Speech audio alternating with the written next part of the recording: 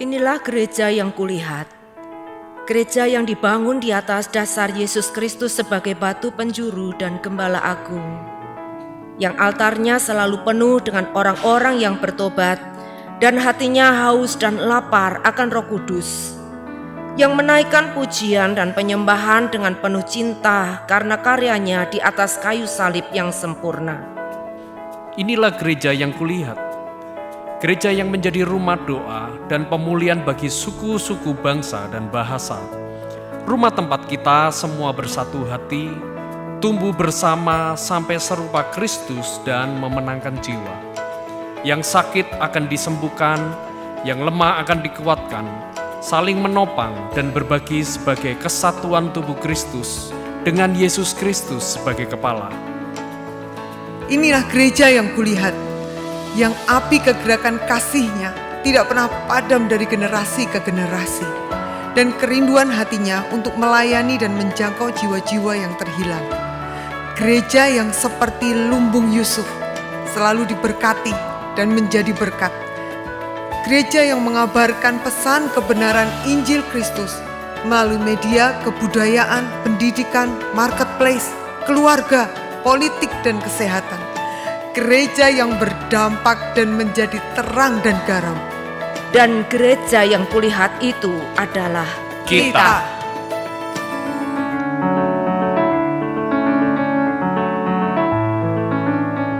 Haleluya, shalom Bapak Ibu, shalom. Di nama Tuhan, berapa banyak kita sore hari ini kita bersukacita karena Tuhan kita luar biasa. Amin. Bapak Ibu, mari datang kepada Tuhan, kita bangkit berdiri bersama. Mari Bapak Ibu Saudara, kita satukan hati dalam doa. Tuhan Yesus, kami percaya Engkau Allah, Engkau hadir di tengah kami. Dan kami siap tinggikan Engkau dengan penuh sukacita. Kami percaya ada berkat, ada kelimpahan, ada mujizat, ada keajaiban yang Engkau sediakan bagi setiap kami, umat-Mu yang percaya kepadamu. Terima kasih Tuhan Yesus, kami siap tinggikan Engkau. Hanya di dalam nama Tuhan Yesus, mari yang percaya sama-sama beri tepuk tangan meriah bagi Allah kita.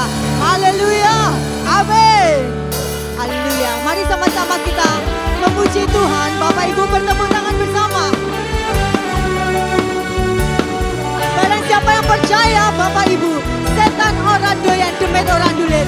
Sebab kita percaya kepada Tuhan, amin. Mari sama-sama datang kepada Tuhan dan bertepuk tangan dan memuji Dia.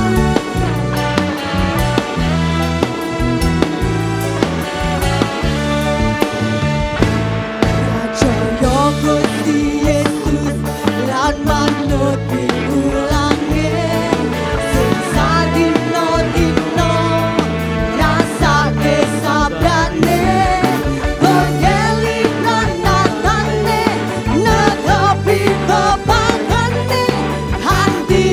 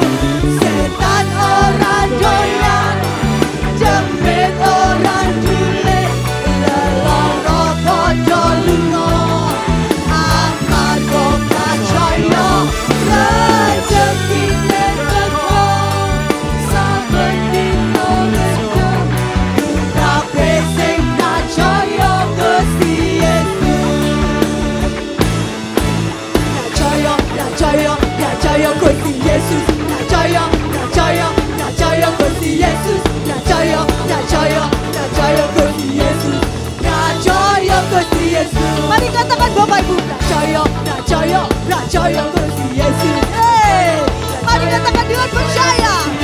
Percaya, percaya, percaya kasih Yesus.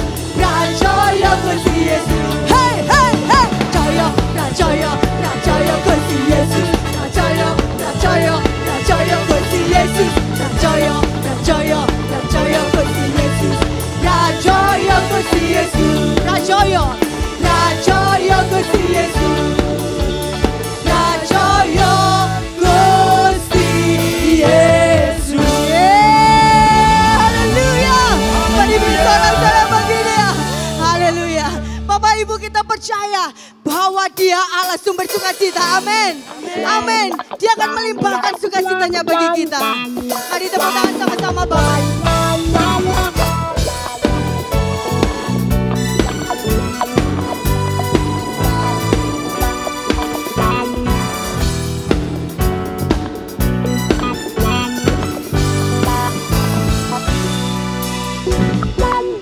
Takkan ku izinkan ketakutan, karena imanku pada Yesus Tuhan.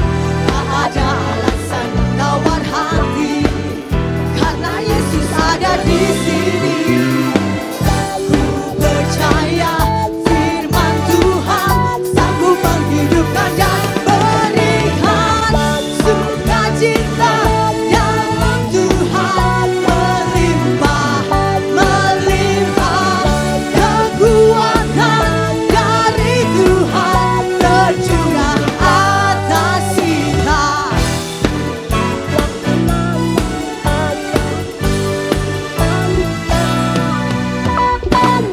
Takkan ku izinkan ketakutan, karena imanku pada Yesus Tuhan.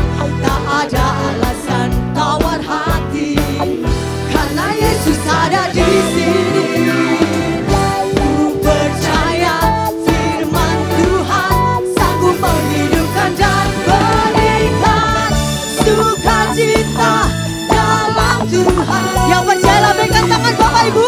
Haleluya.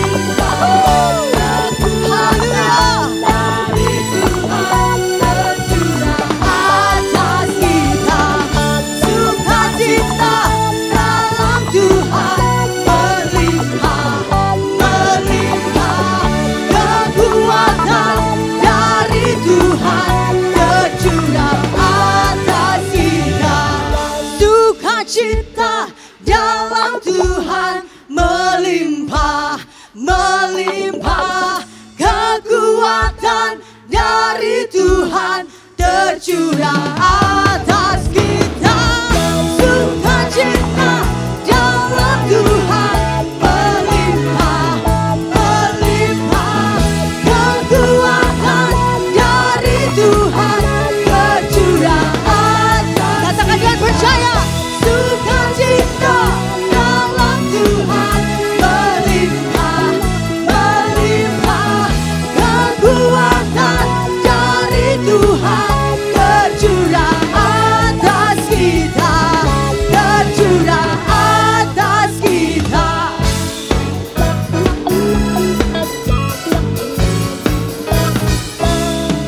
Haleluya. Beri tepuk tangan sekali yang terbaik bagi Allah kita. Haleluya. Haleluya. Puji nama Tuhan. Bapak Ibu boleh duduk kembali. Bapak Ibu, kita sebentar akan menyaksikan ada keluarga yang akan menyerahkan anaknya untuk Tuhan. Dipersilakan kepada Ibu Gembala. Akan ada penyerahan anak, yaitu dari keluarga Bapak Hendro Irawan dan Ibu Mari Mian Fortun. Bisa maju ke depan yang akan menyerahkan kedua anaknya laki-laki, yaitu Moses dan Davison.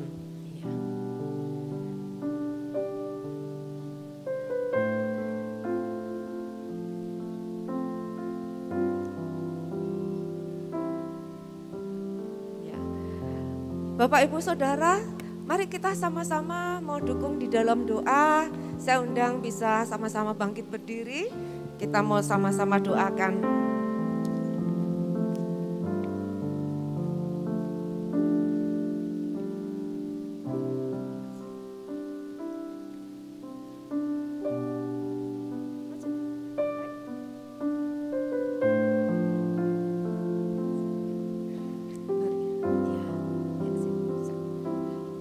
Mari kita sama-sama angkat tangan kita. Bapa di surga, kami boleh datang kepadamu, hamba-Mu dengan seluruh sidang jemaat. Kami mau mendukung doa buat Ibu Mari Mian Fortune yang saat ini menyerahkan kedua anaknya laki-laki ini. Tuhan, ini anak yang dari Tuhan. Biarlah Tuhan, Engkau sendiri juga yang akan menjaga, melindungi anak ini Tuhan. Mulai dari sejak dia kanak-kanak sampai dia menjadi dewasa, bahkan sampai menjadi tua. Tuhan, karuniakan iman buat kedua anak ini. Roh yang takut akan Tuhan. Berkati kedua anak ini, biarlah mereka ini akan tumbuh tidak kekurangan satu apapun juga. Kami minta cover daripada darah Yesus, kami minta urapan kuasa Tuhan. Biarlah Tuhan, anak ini tidak akan menyimpang ke kiri atau ke kanan, tetapi imannya akan tetap lurus di hadapan Tuhan. Sekalipun dia boleh hidup di semak duri, sekalipun dia boleh hidup dimanapun dia ada, tapi biarlah tangan Tuhan tetap memegang mereka berdua. Tuhan, berkati anak ini, supaya anak ini bisa bertumbuh dengan karakter yang baik. Dia boleh mengenal hati Bapa di surga. Biarlah Engkau menjadi Bapa dalam hidup mereka berdua. Berkati kedua anak ini Tuhan. Biarlah Engkau sendiri Tuhan yang akan memenuhi segala kebutuhan keperluan. Kau berkati ibunya, biarlah roh yang takut akan Tuhan, hati yang mengasihi Tuhan ada dalam hidupnya. Mampukan dia mendidik kedua anaknya ini pada jalan Tuhan. Terima kasih, kami bersyukur kepadamu, menyerahkan Tuhan Moses dan Davison ini dalam tangan kasih kuasa Tuhan. Kiranya malaikat Tuhan jaga, lindungi, tolong dan layani anak ini, supaya anak ini tetap terjaga sempurna sampai pada akhir hidupnya. Mereka boleh menjadi milik kepunyaan Tuhan. Terima kasih, kami bersyukur, di dalam nama Yesus kami berdoa. Haleluya. Amin.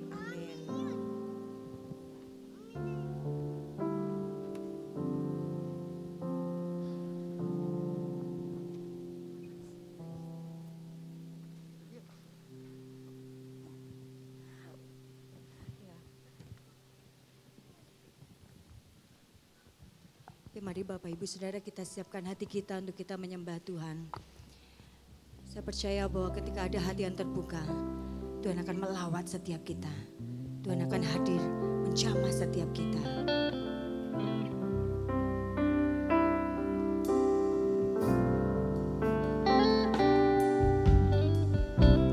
Engkaulah perisaiku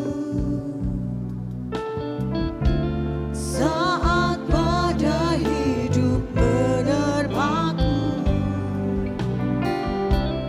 Firman-Mu di dalamku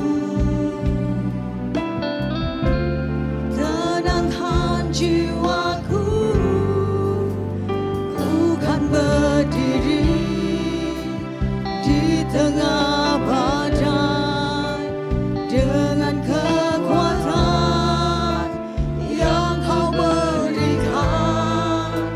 Sampai kapanpun ku kan bertahan, karena Yesus selalu menopang. Bukan bertahan, bukan bertahan dalam tekanan, dengan kekuatan yang Kau berikan. Sampai kapanpun tak tergoyahkan, karena Yesus selalu menopang hidupku. Biar pujian ini menjadi keyakinan kita. Mari katakan Bapak Ibu. Engkaulah perisaiku saat badai hidup menerpaku. Janji-Mu di dalamku, pulihkan jiwaku, pulihkan jiwaku. Ku kan berdiri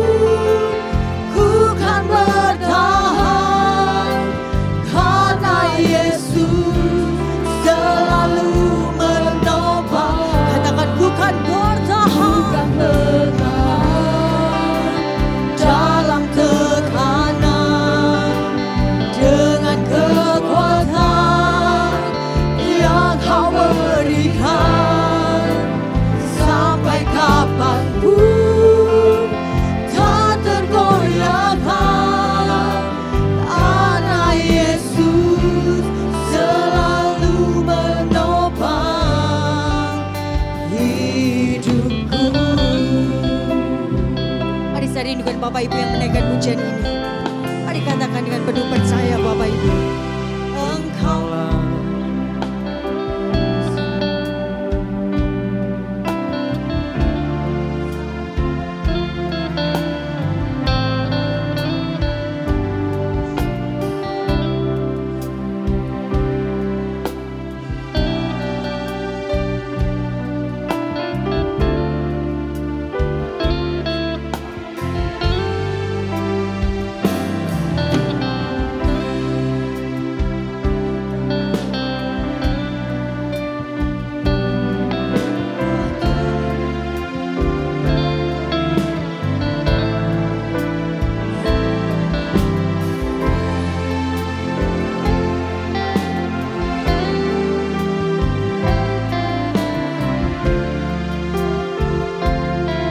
katakan dengan percaya ku kan bertahan.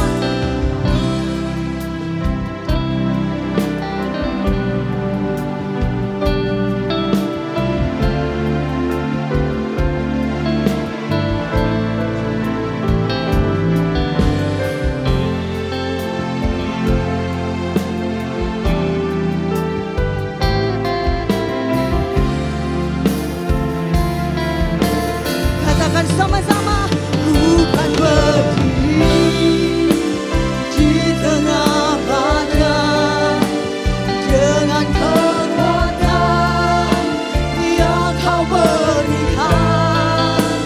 Sampai kapanpun ku kan bertahan, karena Yesus selalu menopang. Ku kan bertahan dalam tekanan dengan kekuatan yang kau berikan.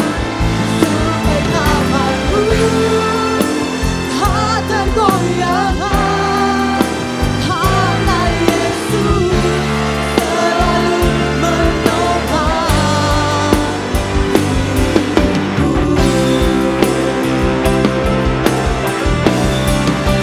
Di saat badai bergelora, ku akan terbang bersamamu. Bapa kau Raja atas semesta, ku tenang sebab kau Allah. Di saat badai bergelora, kami percaya akan terang bersamamu. Bapa kau Raja atas semesta, ku tenang sebab kau Allahku. Angkat tanganmu bagi Tuhan. Di saat badai bergelora, ku akan terbang bersama. Ya Tuhan, kami percaya Bapa kau Raja atas semesta, ku tenang sebab kau Allah. Ini keyakinan kami Tuhan. Di saat badai bergelora, ku akan terbang bersamamu. Bapa kau Raja atas semesta, ku tenang sebab kau Allahku. Ku tenang sebab kau Allahku. Kami mau berkata, ku tenang sebab kau Allahku.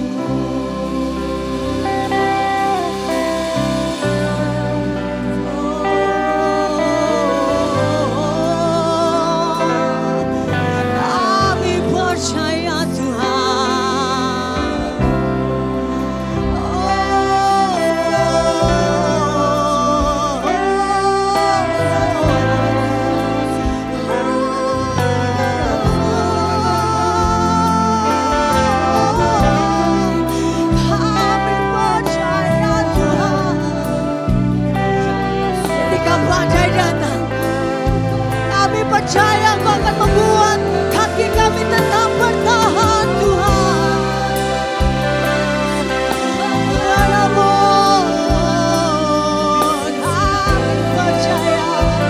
jemaat Tuhan yang dikasihi Tuhan.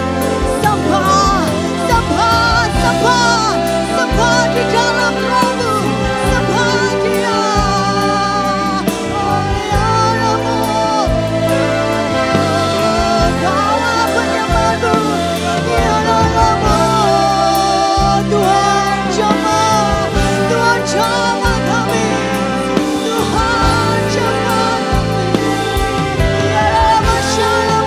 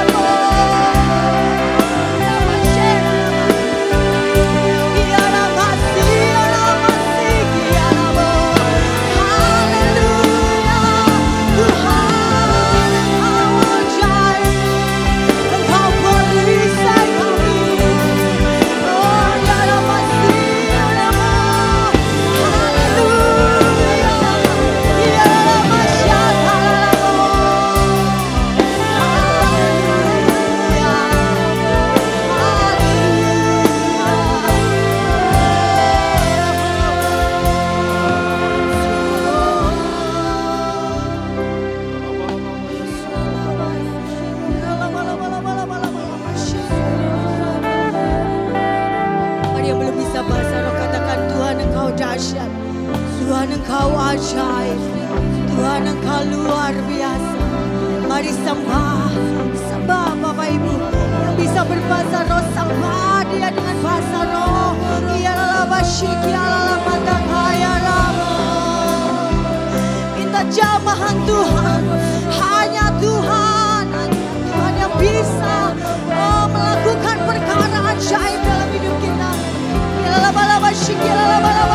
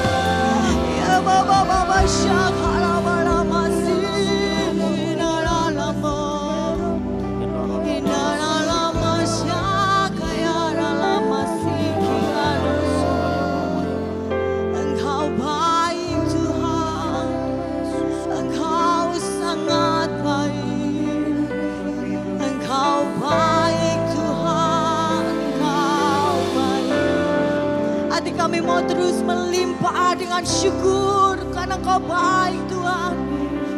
Kami tak akan pernah menyerah. Kami tak akan pernah berhenti berharap. Kami tak akan pernah menjadi lelah ketika kami bekerja untuk Engkau Tuhan. Ya Labasyik, ya Labalaba, ya Labasyalaba. Tuhan Engkau baik.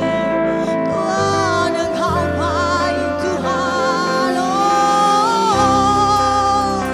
Ya Labalaba, Shalama, ya Ramo. Ya Labalaba, Shalama. Mari terus Tuhan jamah, jamah, jamah kami. Tuhan ini hati kami. Tuhan ini hidup kami. Kami bawa penyembahan kepada-Mu. Oh, ya Rama Shalama. Mari yang merindukan Tuhan sembah. Oh, Dia masih Nalama. Ya Rama Shalama.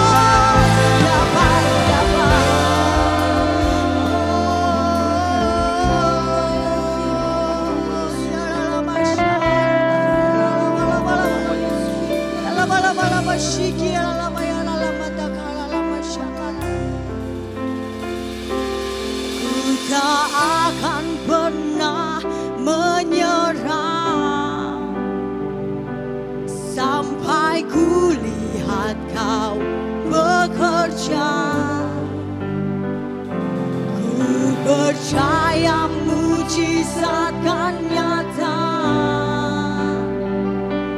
Ku takkan berhenti percaya. Mari yang percaya Bapak Ibu bangkit berdiri. Ku tak akan pernah menyerah. Katakan dengan penuh kesungguhan hati. Ya, bekerja. Ku percaya mujizat kan nyata. Ku takkan berhenti percaya. Yang percaya angkat tanganmu lebih dahsyat lagi, katakan haleluya. Ku tak akan pernah menyerah sampai ku lihat Kau bekerja.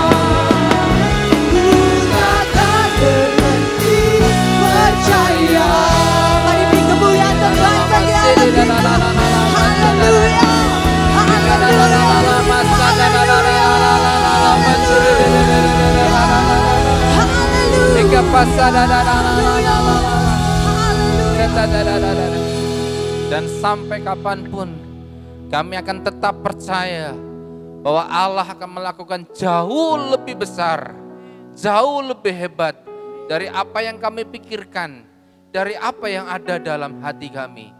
Dan sampai kapanpun kami harus mempercayai dan akan tetap mempercayai bahwa Allah turut bekerja dalam segala sesuatu, mendatangkan kebaikan. Terima kasih Tuhan, terima kasih.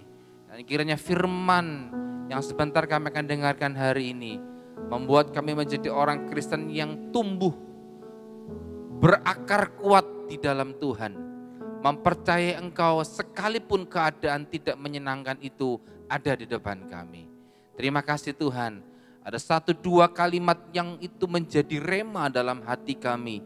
Ada firman Allah yang melompat di dalam pikiran kami, sehingga firman itu berbicara dan menjadi rema, serta menjadi pedoman dalam langkah-langkah kehidupan kami ke depan. Berfirmanlah Tuhan pada hari ini, di dalam nama Yesus kami berdoa. Amin. Silakan duduk Bapak Ibu. Shalom. Puji Tuhan. Semua sehat?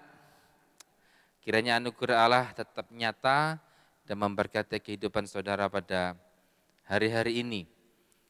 Growing Stronger adalah sebuah tema yang sejak tanggal 3 November itu dicanangkan buat visi gereja kita ke depan.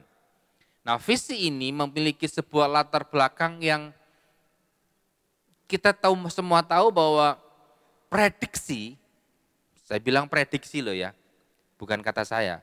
Prediksi banyak orang, prediksi Bank Dunia, prediksi orang-orang kuat yang memegang perekonomian, termasuk pemimpin negara kita, mengatakan bahwa 2023 itu adalah sebuah tahun yang berat, yang gelap.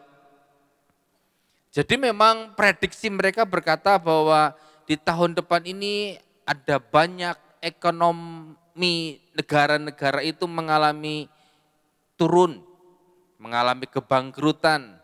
Bahkan sudah ada negara-negara yang memang secara secara sistem ekonomi dinyatakan bangkrut, sudah ada. Tapi itu prediksi orang. Lalu bagaimana dengan prediksi firman Allah? Pasti akan sangat berbeda dengan prediksi manusia. Tetapi untuk menghadapi situasi-situasi yang akan terjadi di depan kita, maka kita harus menjadi orang-orang yang bertumbuh. Bertumbuh semakin kuat, bertumbuh semakin hebat, berakar di dalam Tuhan. Dan ketika kita mengerti bahwa kita tahu bahwa di depan kita bukan menjadi sebuah tahun yang mudah. Seharusnya dari sekarang kita harus bisa mempersiapkan diri untuk menghadapi berbagai macam tantangan yang nantinya mungkin saja saudara akan hadapi di pekerjaan, di pelayanan, di bisnis, atau bahkan mungkin di rumah tangga saudara. Nah, hari ini saya akan menyampaikan sebetulnya ada 3 bagian yang akan menjadi bagian dalam kita untuk kita lakukan. Tapi saya tidak akan membahas 3-tiganya, saya akan membahas 1 bagian saja tentang firman Allah itu, bahwa bagaimana kita menjadi orang-orang yang bertumbuh semakin kuat, growing stronger ini. Bersama-sama dalam Lukas pasal yang ke-6 ayat 46 sampai dengan 49. Lukas pasal yang ke-6 46 sampai dengan 49. Judul itu 2 macam dasar. Mengapa kamu berseru kepadaku Tuhan, Tuhan, padahal kamu tidak melakukan apa yang aku katakan? Setiap orang yang datang kepadaku dan mendengarkan perkataanku serta melakukannya, aku akan menyatakan kepadamu dengan siapa ia dapat disamakan. Ia sama dengan seorang yang mendirikan rumah, orang itu menggali dalam-dalam dan meletakkan dasarnya di atas batu. Ketika datang air bah dan banjir melanda rumah itu tidak dapat digoyahkan karena rumah itu kokoh dibangun. Akan tetapi barang siapa mendengar perkataanku tetapi tidak melakukannya, ia sama dengan seorang yang mendirikan rumah di atas tanah tanpa dasar. Ketika banjir melandanya, rumah itu segera rubuh dan hebatlah kerusakannya. Perikop ini diawali dengan sebuah kalimat yang tidak terlalu menyenangkan. Yesus bilang begini, mengapa kamu berseru-seru, itu ayat 46, bisa ditampilkan. Kenapa kamu berseru kepadaku Tuhan, Tuhan, padahal kamu tidak melakukan apa yang aku katakan. Jadi ternyata latar belakangnya begini, bahwa ada orang-orang Kristen atau orang-orang percaya yang memang dia berseru kepada Allah, Tuhan tolong, Tuhan berkati, Tuhan tolonglah ini pekerjaanku, keluargaku, pelayananku, bisnisku, dan rumah tanggaku. Ada orang-orang yang memang dia berseru kepada Allah, tapi seruan yang dia naikkan di hadapan Allah, itu tidak diimbangi dengan apa? Dengan keinginan Tuhan yang harus ia lakukan. Ini menjadi sebuah teguran keras bagi kita. Kenapa demikian? Karena jawabannya itu ada di ayat 47. Setiap orang yang datang kepadaku dan mendengarkan perkataanku serta melakukannya. Ini bagian, kemudian lompat ayat yang ke-49. Tetapi barang siapa mendengar perkataanku tetapi tidak melakukannya. Nah, ada orang-orang yang dengar firman, dengar perintah Tuhan, datang kepada Tuhan, dengar, yang satu melakukan dan yang satu tidak melakukan. Dan mereka yang tidak melakukan itu yang berseru-seru kepada Allah. Tuhan tolong, Tuhan berkati, Tuhan gini. Tapi Tuhan dengan jelas bilang, kamu ngomong, kamu berseru kepadaku, sedangkan apa yang aku perintahkan itu tidak kamu lakukan. Kenapa? Karena mereka cuma sekedar datang, mendengar. Setelah itu blas hilang. Bukankah Bapak Ibu semua datang ke tempat ini beribadah dan saudara mendengar apa yang saya sampaikan, bahkan mendengar WL menyanyikan puji-pujian kepada Allah, saudara dengar, tetapi setelah pulang dari tempat ini, keluar dari gedung gereja, dari pintu gereja keluar itu, apakah saudara melakukan yang saudara dengar atau tidak? Atau saudara ke gereja hanya untuk sekedar absen kepada gembala FA, kilo aku teko. Atau mungkin saudara datang ke gereja hanya menjadi sebuah bahan updatean, di foto cekrek, aku teng gereja, kemudian diupdate. Apakah saudara ke gereja hanya sekedar, pakai tanda kutip, karena ingin bertemu dengan seseorang? Seharusnya dasar menjadi orang Kristen yang ke gereja itu, dia datang, dengar, lakukan. Kalau tanpa melakukan, saudara mungkin berkata, Tuhan, seruan saudara nggak akan diterima, nggak akan didengar Tuhan. Tapi ketika saudara belajar untuk melakukannya,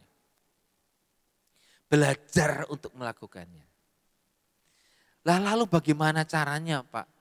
Supaya ini saya menjadi orang-orang Kristen yang belajar melakukan. Bukan cuma sekedar datang, dengar, selesai. Enggak, tapi datang, dengar, lakukan. Apa yang harus saya lakukan supaya saya bisa belajar melakukannya? Oke, yang pertama, mari kita kembali ke ayat 47 dan 48. Setiap orang yang datang kepadaku akan mendengarkan perkataanku serta melakukannya. Aku akan menyamakan kepadamu dengan siapa ia dapat disamakan. Ini orang yang mendengar dan melakukan. Seperti apakah dia disamakan?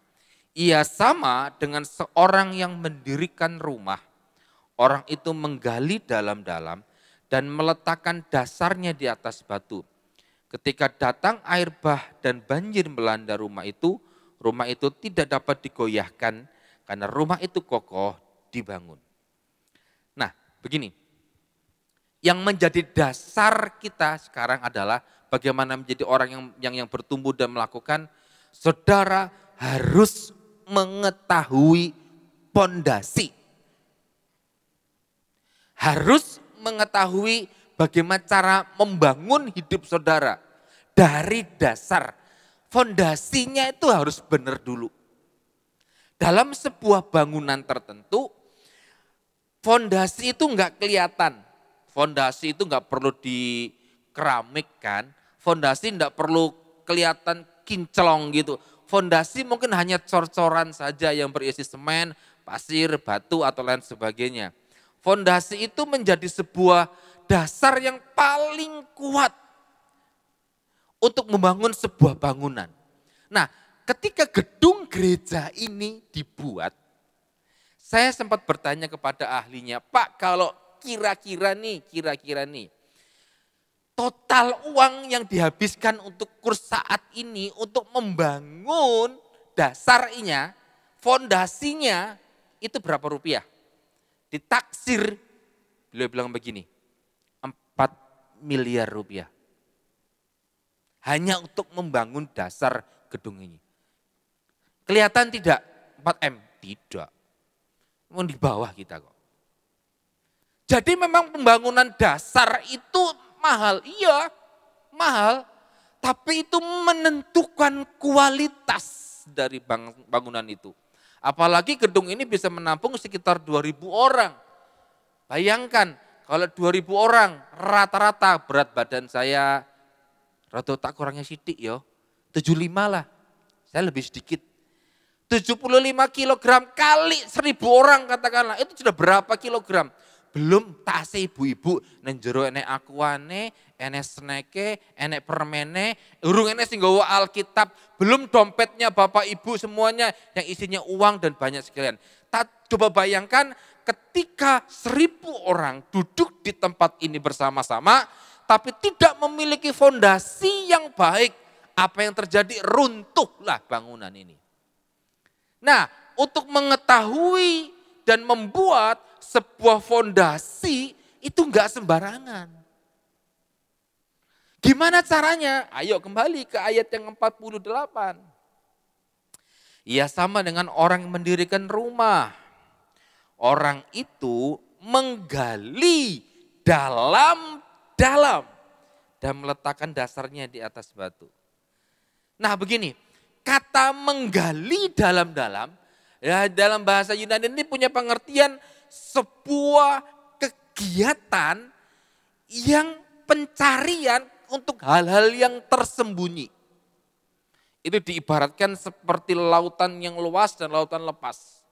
Itu batuno, itu artinya dalam bahasa Yunaninya. Punya pengertian melakukan atau menemukan hal-hal yang tersembunyi.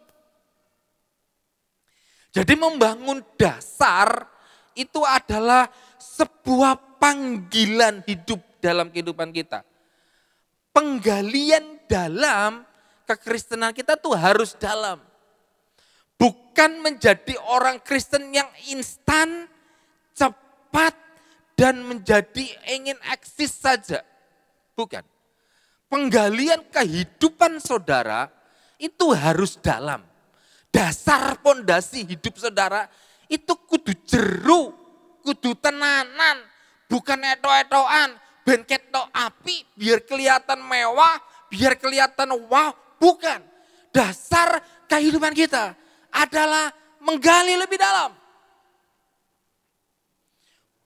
Banyak sekali orang-orang yang tidak tahu akan hal ini. Sedikit masalah saja, kemudian kita menjadi tersinggung dan berkata, asra usah nang gereja, ndak usah ngitu Tuhan. Itu berarti fondasi hidupnya tidak dalam. Kalau saudara menggali kehidupan kekristenanmu dengan sangat dalam, manifestasi yang paling kelihatan adalah saudara tidak akan datang terlambat ke gereja. Ibadah di sini jam 5, bukan jam 5 baru berangkat dari rumah. Masih puji-pujian, masih nyanyi, masih penyembahan, tidak. Seharusnya karena dasar fondasi kita ibadah itu mencari Tuhan, bukan mencari sesuatu atau seseorang. Bukan hanya mencari pertolongan, bukan cuma mencari berkat, bukan mencari yang lain, tapi mencari Allah secara pribadi. Saudara harus bisa mempersiapkan diri dengan baik.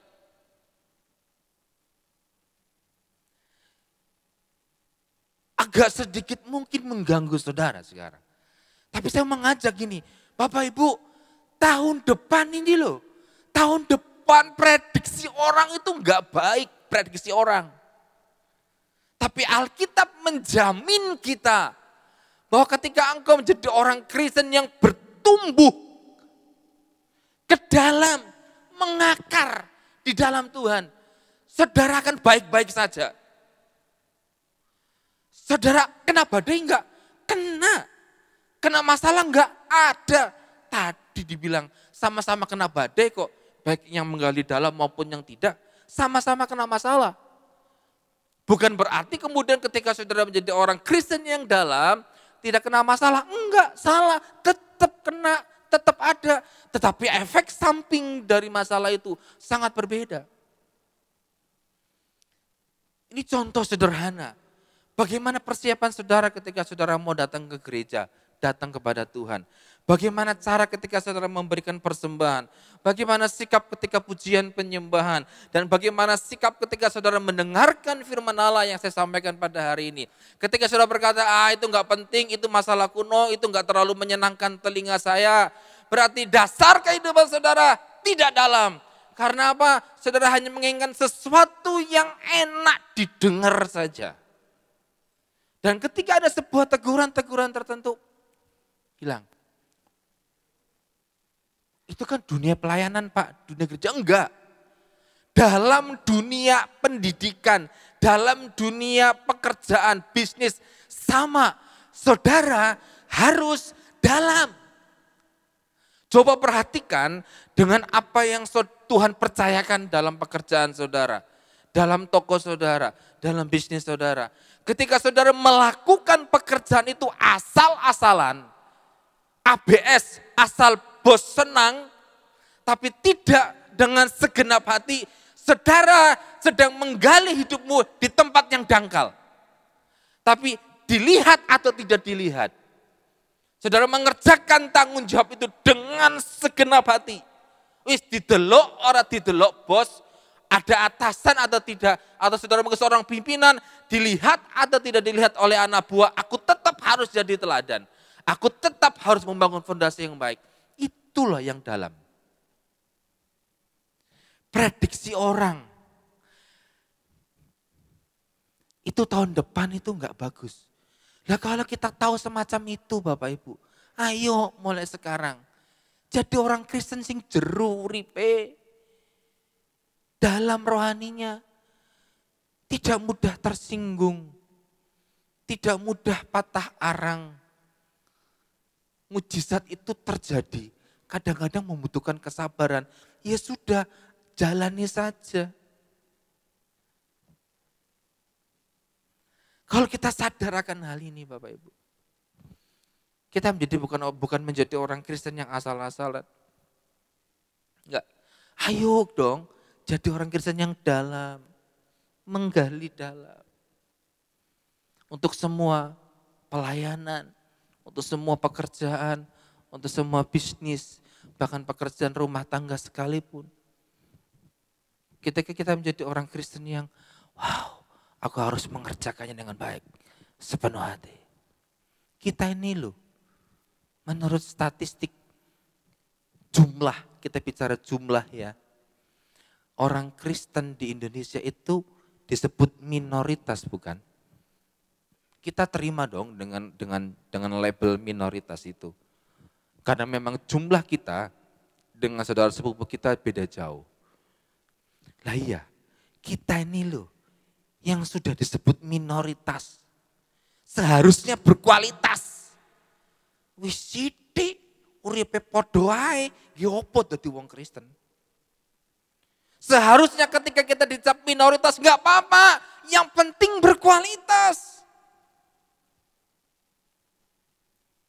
Saudara mungkin punya akses di pemerintahan, punya akses di dunia politik, punya akses di dunia pendidikan, kedokteran. Jadilah orang-orang Kristen yang berkualitas di bidang itu, di dalam sungguh-sungguh tenanan. Jadi gini, oh ya betul ya, wong Kristen itu memang beda, iya. Harusnya memang seperti itu.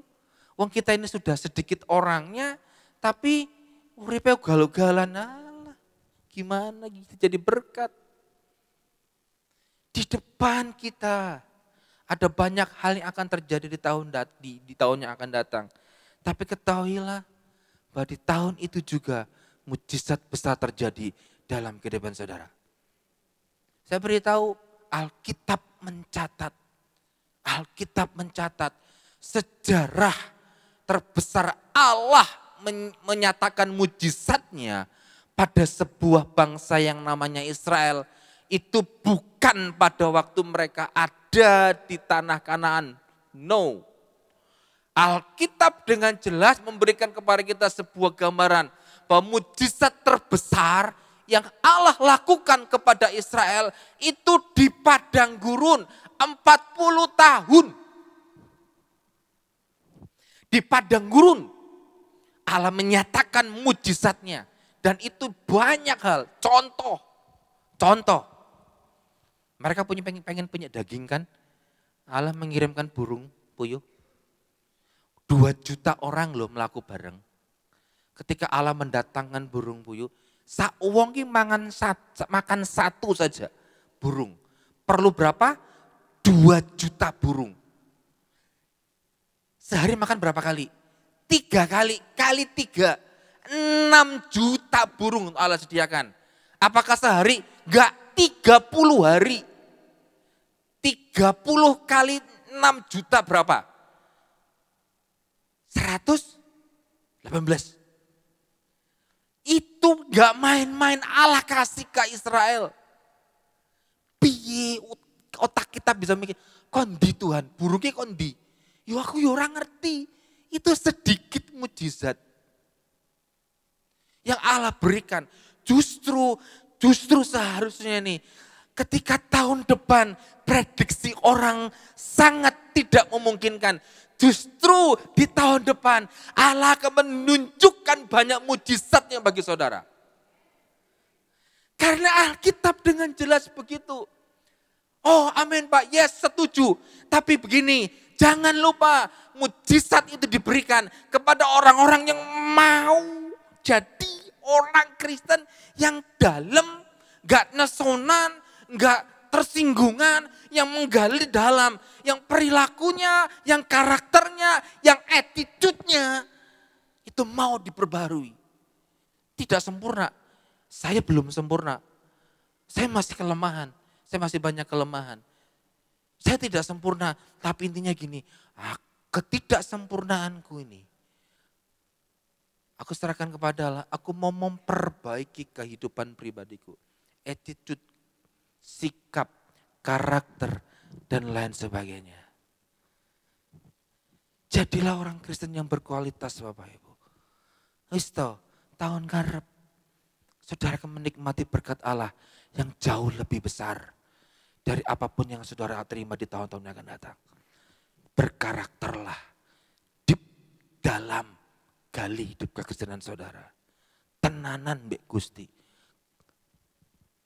Enggak cuma datang, krungu, lungo. Enggak, datang, dengar, lakukan. Datang, dengar, lakukan. Ketika saudara berani melakukannya, tiba-tiba ada orang yang mendengarkan firman Allah dan melakukannya pun masih jatuh bangun. Enggak apa-apa Bapak Ibu. Yang paling penting begini, bahwa di dalam hidup kekristenan, di dalam kehidupan yang kita menggali dalam-dalam, itu di dalamnya itu ada dua unsur utama, yaitu motivasi dan korban. Kita lihat bersama-sama Matius pasal yang ke-13. Matius pasal yang ke-13, ayat 44 sampai dengan 46. Perumpamaan tentang harta terpendam dan mutiara yang berharga. Hal kerajaan sorga itu seumpama harta yang terpendam di ladang. Orang yang ditemukan orang lalu dipendamkannya lagi. Oleh sebab sukacitanya, pergilah ia menjual seluruh miliknya lalu membeli ladang itu. Demikian pula hal kerajaan surga itu seumpama seorang pedagang yang mencari mutiara yang indah. Setelah ditemukannya mutiara yang sangat berharga, ia pun pergi menjual seluruh miliknya lalu membeli mutiara itu. Nah, kerajaan Allah, Matius itu menggambarkan seperti mutiara dan harta yang ada di ladang. Saya tidak tahu latar belakang seperti apa cerita ini, karena memang tidak dijelaskan, tapi pengibaratannya kalau saya boleh imajinasikan begini. Ada orang yang mungkin dia lagi mencangkul ladang orang, punya pegawai begitulah ya, dia cangkul, tiba-tiba dia menemukan harta karun. Dia tutupin langsung, dia jual semua harta miliknya, dan dia bilang sama bos, aku beli ladangmu. Loh kenapa? Enggak, pokoknya aku minta beli, akan beli. Gitu. Yang kedua, ada orang pedagang mutiara yang dia mungkin mencari mutiara berharga. Ketika dia menemukan, dia balik, dia jual semua rumahnya, semua asetnya hanya untuk memberi sebuah mutiara. Gambarannya sama begini, bahwa baik mutiara maupun harta yang terpendam itu, yang dipendam itu nilainya lebih dari apa yang dia punya saat itu. Makanya dia berani menjualnya. Ilmu dagang kan begitu, berani mengorbankan sesuatu untuk sesuatu yang lebih baik. Nah, kerajaan Allah oleh Matius digambarkan sesuatu yang jasmani, yaitu mutiara dan harta yang terpendam. Bukankah kerajaan Allah yang sesungguhnya itu lebih dari mutiara, lebih dari harta yang terpendam? Bukankah kerajaan Allah yang sesungguhnya itu lebih dari harta? Seharusnya kalau kita sadar bahwa kerajaan Allah itu lebih dari mutiara, lebih dari harta itu, kita harusnya lebih banyak mengorbankan sesuatu untuk Allah. Itulah kehidupan kekristenan yang dalam. Ada orang-orang yang memang berani membayar harganya untuk ke gereja. Ada orang-orang yang berani membayar harganya untuk pelayanan. Ada orang-orang yang memang berani membayar harganya untuk hal-hal yang Tuhan taruh di hatinya. Gak apa-apa, lakukan saja. Terus lakukan. Karena itulah kedalaman yang Tuhan mau. Korban tidak bicara masalah uang. Saudara mungkin punya kesempatan uang cukup banyak dengan harta yang banyak. Korban itu bisa berupa uang. Tapi korban juga bukan cuma sekedar uang. Mungkin saudara punya tenaga. Mungkin saudara punya pemikiran. Mungkin saudara punya ide-ide baik yang dipakai di pelayanan, di tempat saudara bekerja, di tempat saudara melakukan banyak aktivitas. Gunakan itu dengan segenap hati, dengan segenap jiwa. Itulah sebuah konsep dari korban. Ada orang-orang loh ya, yang secara menata waktunya tuh ribet banget ke gereja. Tapi dia tetap sebisa mungkin mengatur waktunya untuk dia tetap ke gereja sekalipun banyak yang menjadi tanggung jawab, banyak yang harus dia lakukan. Ya gak apa-apa, itu sebuah korban. Jumat malam saya nonton film rohani dengan istri saya. Saya lupa judulnya, betul-betul lupa. Saya tadi istri saya, judulnya apa yo? Bu aku yo lali, intinya begini. Sekitar 10-15 tahun yang lalu itu ada seorang WL yang sangat ini kisah nyata di Amerika Serikat. Ada seorang WL yang dia sering ngisi KKR di lapangan, di gereja. Kalau zaman sekarang itu mungkin kayak model Elias Topo, Siti Muhede, mungkin begitulah modelnya seperti itu. Nah, WL ini menciptakan lagu sendiri, kemudian dinyanyikan dalam konser itu, banyak orang diberkati. Dalam suatu konser, dia jatuh cinta kepada wanita yang dia temui di konser itu. Mulai membangun sebuah hubungan komunikasi, intinya kemudian mereka pacaran. Dan ketika pacaran, beberapa bulan pacaran karena pacarnya sering diajak konser. Pergi ke New York, pacarnya diajak konser. Kadang-kadang mereka nyanyi bareng di podium gitu, panggung. Lagu ciptaannya dia, lagi konser rohani begitu. Dia pergi ke gereja A, pacarnya diajak. Dia pergi ke tempat yang lain, diajak melayani bersama-sama begitu. Suatu ketika pacarnya ini didiagnosis kanker. Dan ketika diambil sebuah gumpalan besar di dalam perutnya, dicek ternyata itu ada memang kanker stadium 3C. Gitu. Kemudian dokternya bilang begini kepada laki-laki ini. Terus gimana dok? Ya minum obat dan terapi serta kemo. Otomatis ketika pacarnya ini kemoterapi, rambutnya mulai rontok. Tapi pemuda ini berkata, di setiap konser yang dia datangi, di setiap gereja yang dia layani, dia bilang ini, mari kita berdoa bersama-sama buat pacar saya, bahwa Allah pasti menyatakan mujizatnya gitu. Jadi suatu ketika dia pulang dari rumah sakit, diajak sebuah konser di sebuah kota. Walaupun akhirnya awalnya orang tuanya menolak, tapi nggak apa-apa. Dia maju ke podium pakai kursi roda dengan gundul begitu. Saudara-saudara percaya Yesus ada mujizat? Amin. Mari kita berdoa buat dia. Sekalipun banyak orang mereka berdoa, tapi yang wanita dengar cuma doa pacarnya itu. Intinya dimanapun mereka berada selalu mendoakan. Mujizat betul-betul terjadi. Dia dinyatakan sembuh sampai dokter bilang begini, kamu kasih obat apa pacarmu? Enggak. Kamu apakan pacarmu? Enggak. Saya hanya memuji Tuhan, saya hanya menyembah Tuhan. Diceritakan begitu, dia bilang ini ajaib, ini mujizat. Wah diundang di podcast, dia diundang di siaran radio kesaksian, Allah memberikan kesembuhan. Dinyatakan sel kankernya tuh 0. 6 bulan setelah dinyatakan 0, menikahlah mereka. Menikah. Baru mereka masuk ke dalam bulan madu. Tiba-tiba suatu malam istrinya perutnya tidak enak, muntah.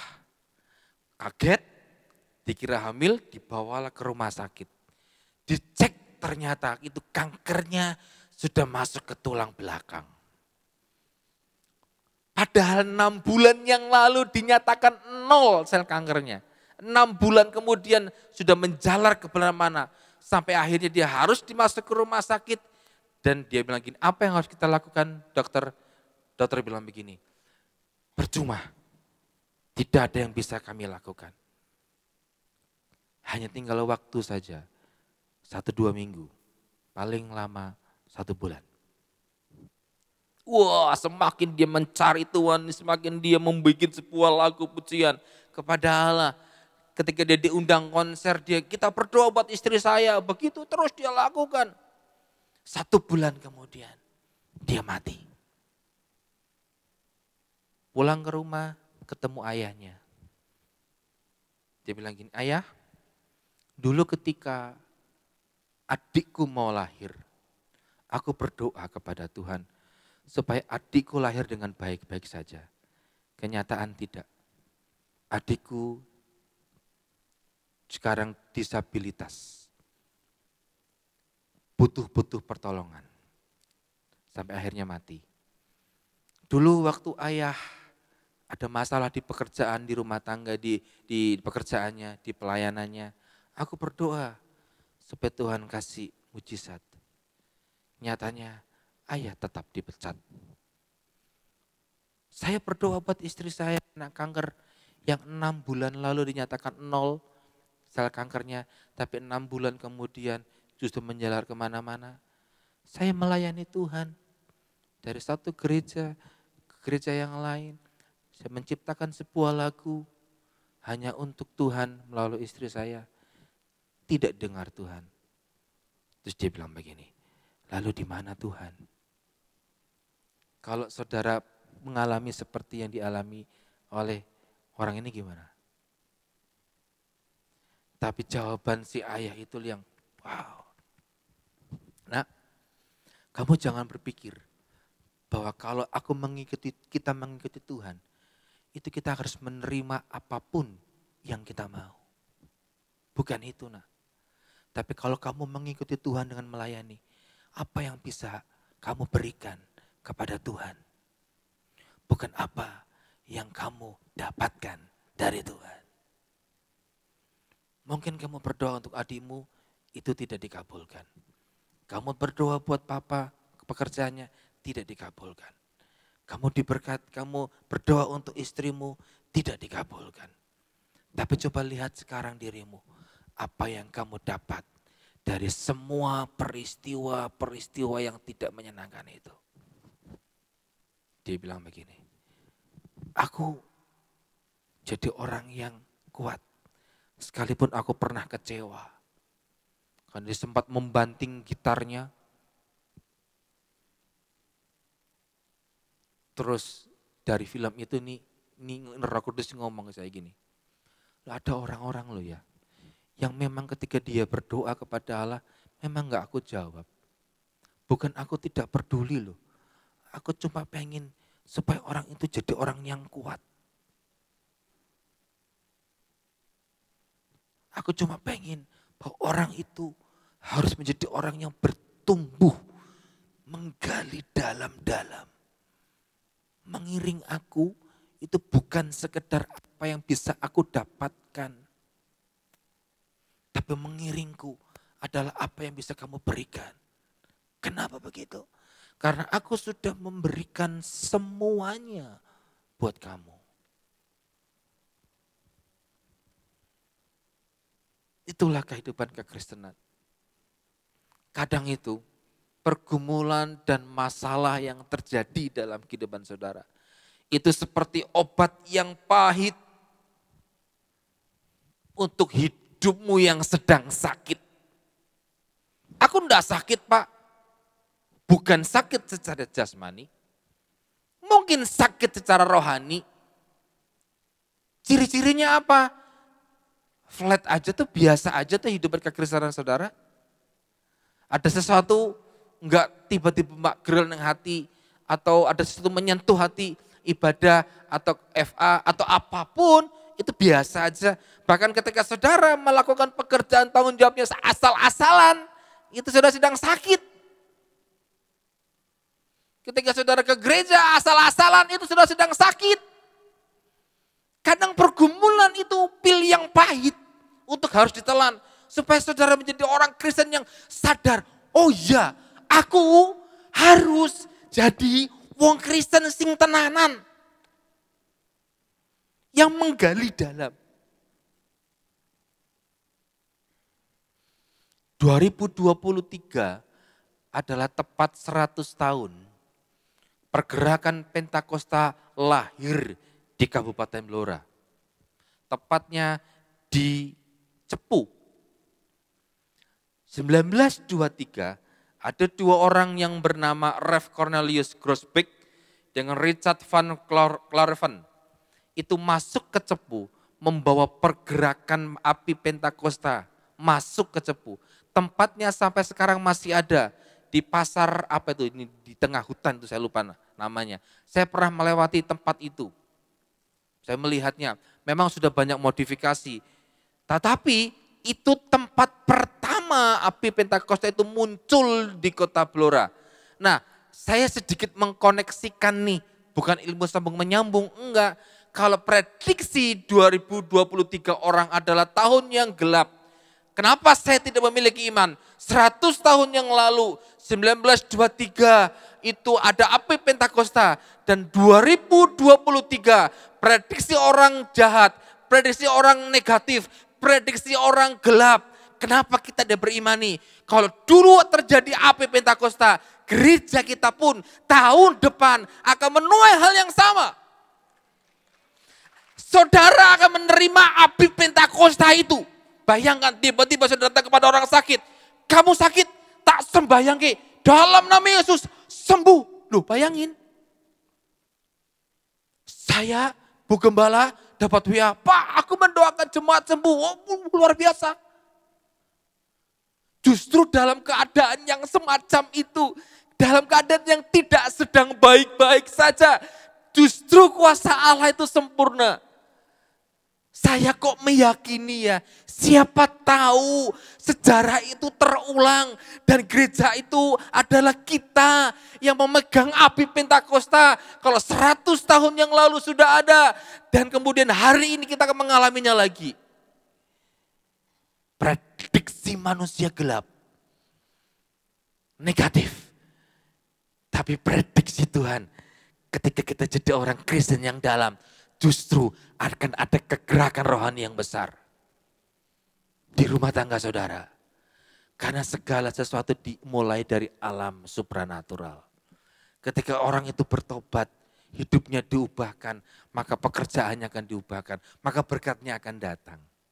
Ketika semuanya diubahkan, mengalami pemulihan secara rohani, maka hal-hal jasmani akan diberikan kepada Tuhan. Coba kita perbandingkan sedikit. Di ayat yang ke-49 tadi Matius pasal yang ke-6. Pemain musik bisa maju ke depan. Akan tetapi barang siapa mendengar perkataanku, ayat 49, tetapi tidak melakukannya. Muncul kan? Matius 6, Lukas 6 tadi. Akan tetapi barang siapa mendengar perkataanku tetapi tidak melakukannya, ia sama dengan orang yang mendirikan rumah di atas tanah tanpa dasar. Ketika banjir melanda, rumah itu segera rubuh dan hebatlah kerusakannya. Di ayat ini tanpa dasar, tapi sebetulnya ada dasarnya sih. Kalau dilihat Injil Matius, itu dasarnya ada apa? Kita buka Matius pasal yang ke-7 ayat yang ke-26. Apakah dasarnya? Ini hal cerita yang sama. Ayat 20. Setiap orang yang mendengar perkataanku ini dan tidak melakukannya, ia sama dengan orang yang bodoh yang mendirikan rumahnya di atas pasir. Jadi kalau menurut Lukas itu tanpa dasar, karena menurut Lukas itu pasir itu bukan fondasi, tapi menurut Matius, menurut Lukas pasir itu bukan dasar, bukan fondasi, tapi menurut Matius pasir itu fondasi. Tapi apapun itu punya pengertian yang sama, bahwa mereka memiliki sebuah dasar yang tidak kokoh. Gambaran pasir itu apa? Karunia tanpa karakter. Ketoke uripe api, tapi sajane ugal-ugalan karakternya. Kelihatannya rohani, kelihatannya luar biasa, tapi sesungguhnya dia seorang penipu. Apa itu gambaran pasir selanjutnya?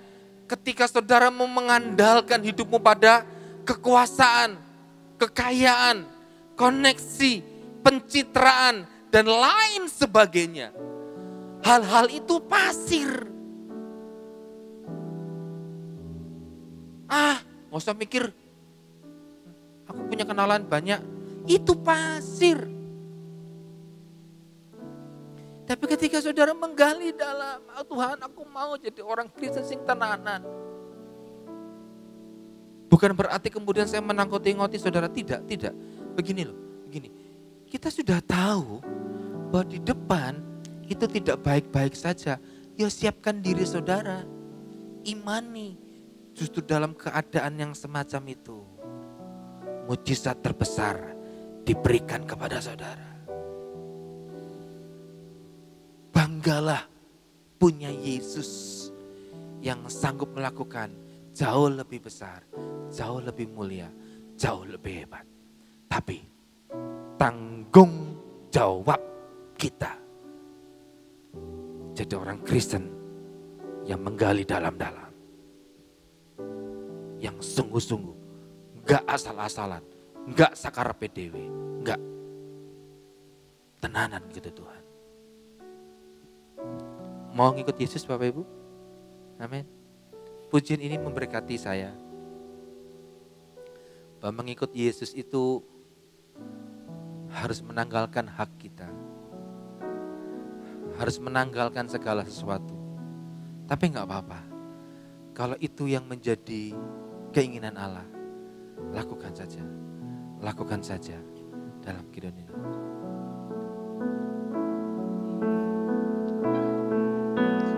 Mengikut Yesus, itulah kesukaan hatiku. Ku lepas semua hakku untuk mengenal kehendaknya di hidupku.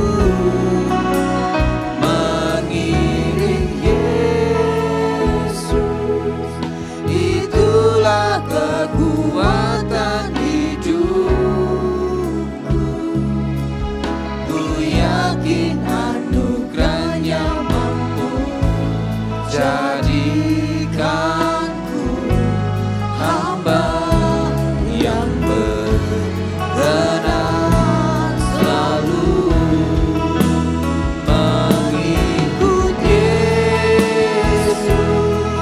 Itulah kesukaan hatiku. Ku lepas semua hakku untuk mengenal kehendaknya di hidupku. Mengiring Yesus, itulah kekuatan hidupku. Ku yakin anugerahnya mampu jadikanku hamba yang berkenan selalu.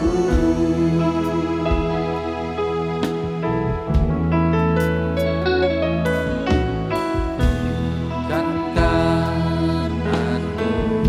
anugerahmu hari ini ada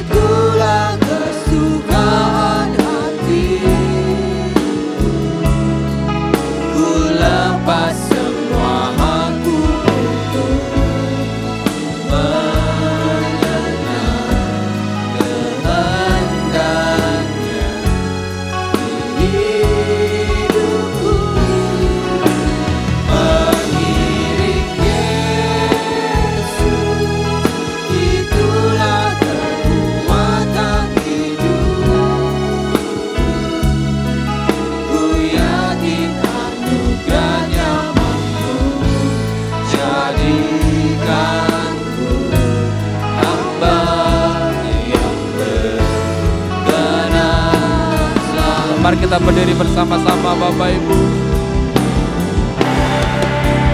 Mengikut Yesus, itulah kesukaan hatiku. Ku lepas semua aku. Kami mau mengenal Engkau lebih dari segalanya. Mengenal pribadi-Mu lebih dari sebelumnya Tuhan. Mengikut Yesus, itulah kekuatan hidupku. Ku yakin anugerahnya mampu jadikanku hamba yang berkenan. Mengikut Yesus dengan segenap hati kami.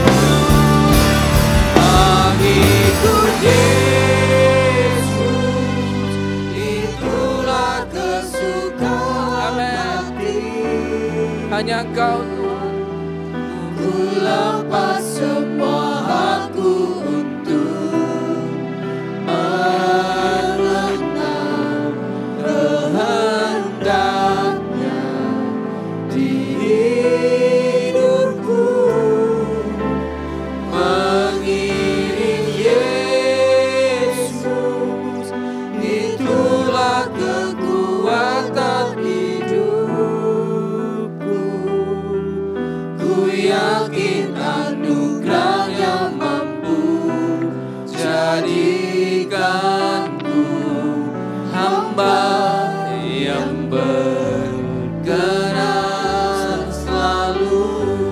Anugerahnya mampu jadikanku hamba yang berkenan selalu. Anugerahnya mampu jadikanku hamba yang berkenan selalu.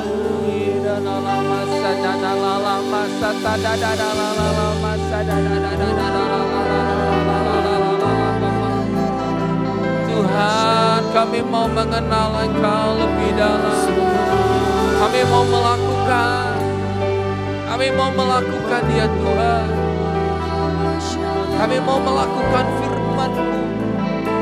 Oh ya saudara bisa membangun komunikasi dengan Tuhan.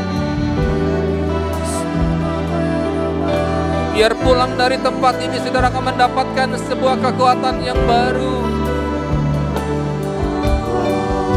Ada sebuah komitmen yang baru yang harus kita lakukan.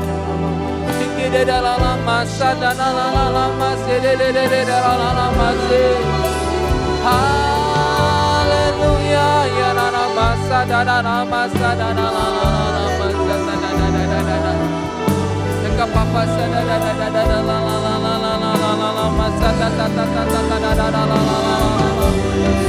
Tuhan ini kami. Tuhan ini kami. Tuhan ini kami. Tuhan ini kami.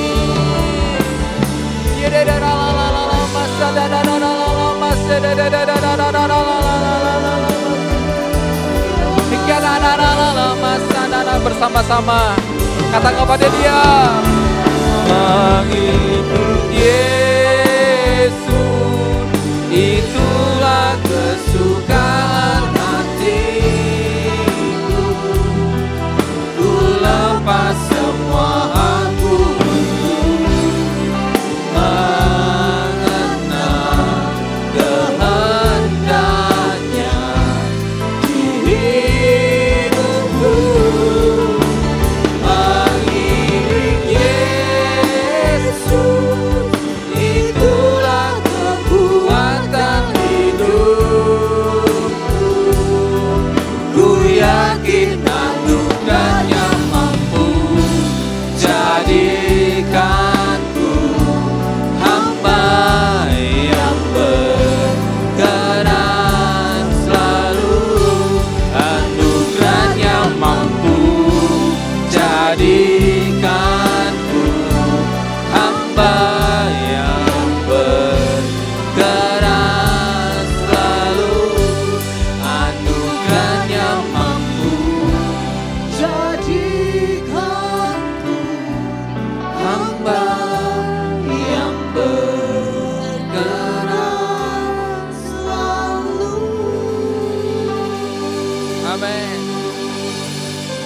Ini titik balik hidup kami.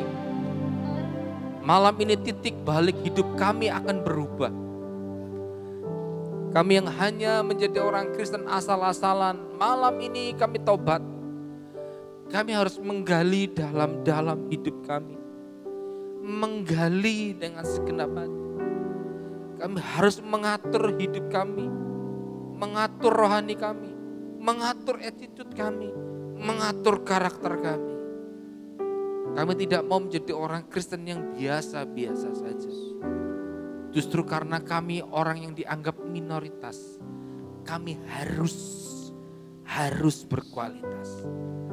Berkati umat-Mu, berkati kami semua ya Tuhan. Kami disadarkan hari ini, tahun depan prediksi orang tidak baik. Tetapi kami punya Tuhan yang bisa membalikkan arah. Ketika prediksi orang tidak baik, justru dalam keadaan yang tidak baik secara manusia, kuasa Allah bekerja, mujizat Allah diberikan. Ketika semua jemaat-Mu di tahun yang akan datang memasuki tahun 2023, mereka mendapatkan sesuatu yang lebih besar. Dan tanggung jawab kami adalah, kami jadi orang Kristen yang deep, yang dalam, yang berakar di dalam Tuhan. Terima kasih Tuhan. Hamba-Mu selesai berbicara, tapi Roh Kudus pribadi tanpa batas yang akan berbicara dalam hati dan kehidupan kami masing-masing. Di dalam nama Yesus kami berdoa. Amin.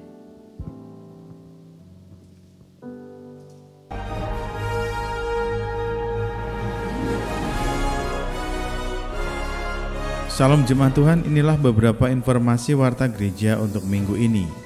Ibadah FOG dilaksanakan setiap hari Minggu pukul 10 pagi. Ibadah sekolah Minggu Pahlawan Kuat dilaksanakan setiap hari Minggu pukul 5 sore. Ibadah WBI akan dilaksanakan pada hari Selasa 22 November 2022 pukul 5 sore. Pasda atau pasukan doa sekolah Minggu Pahlawan Kuat akan dilaksanakan pada hari Sabtu 26 November 2022 pukul 4 sore.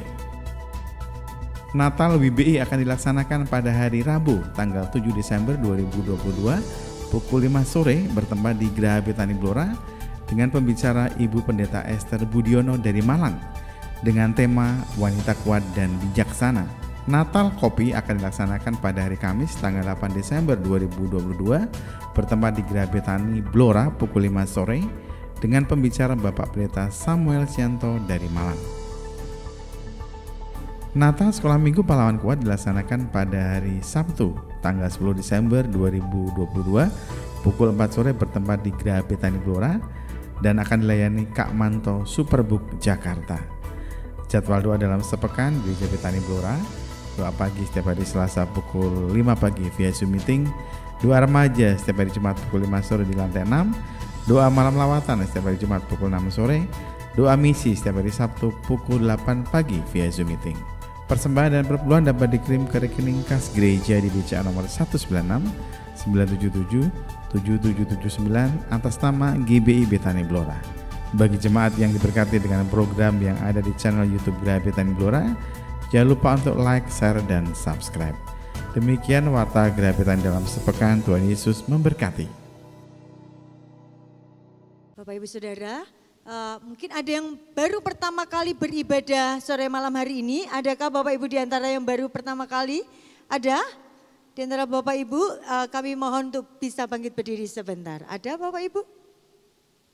Ya, selamat datang Bapak Ibu. Kami sungguh bersuka cita Bapak Ibu ada di tempat ini bersama-sama dengan kami. Mari Bapak Ibu bisa memberikan salam. Tuhan Yesus memberkati. Ya, mari kita. Shalom Bapak Ibu. Siapa yang malam hari ini menerima berkat daripada Tuhan? Berkat firman-Nya. Benar saudara bahwa hari-hari ini kita harus semakin melekat sama Tuhan. Ya, kita semakin haus dan lapar akan kebenaran firman. Sebab iman kita timbul oleh karena pendengaran akan firman. Jadi firman harus kita genjot ini. Hari-hari ini hari-hari yang cukup serius. Amin. Ya, Bapak Ibu Saudara yang dikasihi Tuhan, sekarang kita diberi kesempatan nih untuk memberi persembahan kepada Tuhan. Mari kita bangkit berdiri. Hatiku percaya,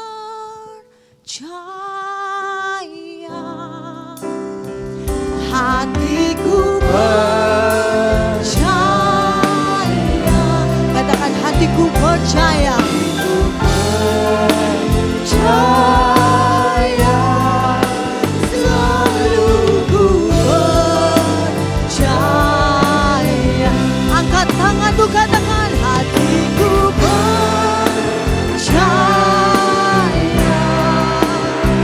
hatiku percaya, hatiku percaya.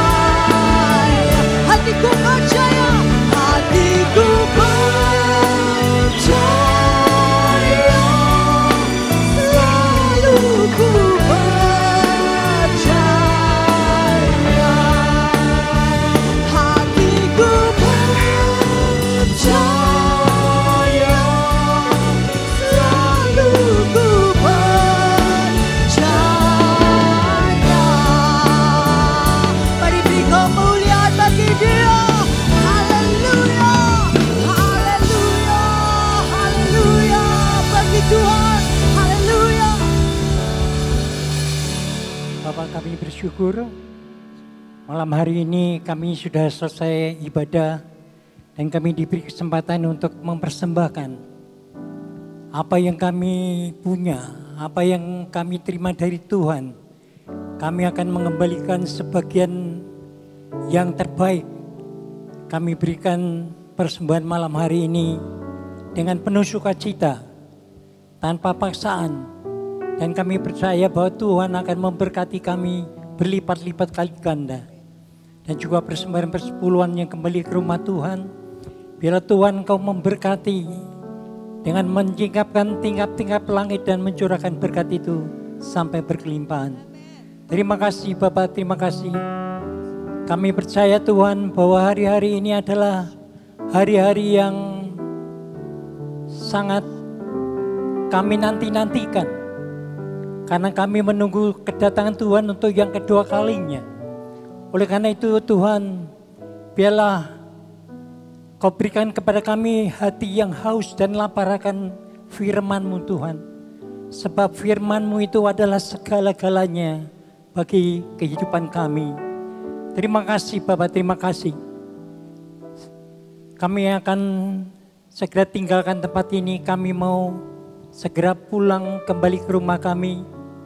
Tetapi terlebih dahulu kami mau Tuhan menerima berkat yang daripada Tuhan terlebih dahulu. Karena kami tahu bahwa tanpa berkat daripada Tuhan, kami tidak bisa berbuat apapun juga. Oleh karena itu biarlah kami menerimanya dengan penuh ucapan syukur. Dan mari jemaat kita angkat tangan kita untuk menerima berkat daripada Tuhan. Saudara-saudaraku, terimalah sekarang berkat daripada Tuhan, yaitu kesehatan, kekuatan, hikmat dari Tuhan. Karena kami percaya bahwa kesehatan dan kekuatan itu begitu sangat penting buat setiap kita. Untuk kami bisa memuji dan menyembah Tuhan.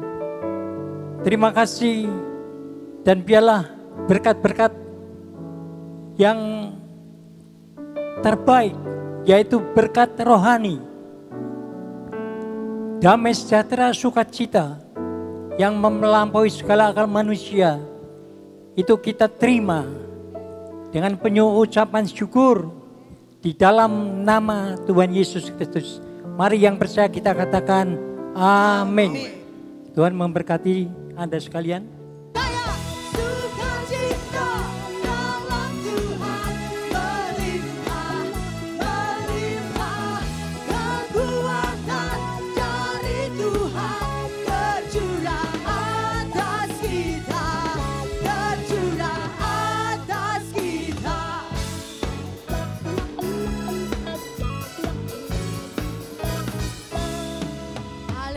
Tepuk tangan sekali yang terbaik bagi Allah kita. Haleluya. Haleluya. Puji nama Tuhan Bapak Ibu.